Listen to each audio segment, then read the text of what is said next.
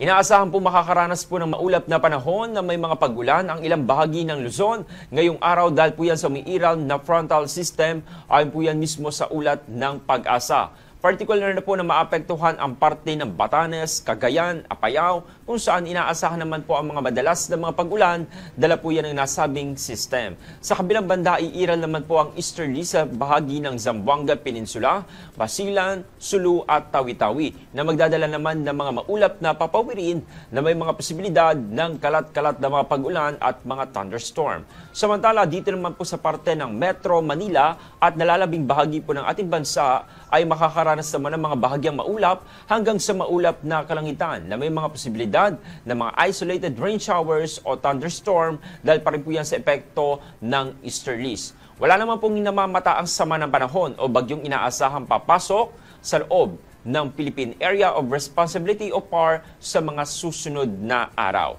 Pinapayuhan naman po ang publiko na maging alerto sa posibleng pagbaha at pagguho ng lupa, lalo na po yan sa mga lugar na maapektuhan ng matitinding pag-ulan.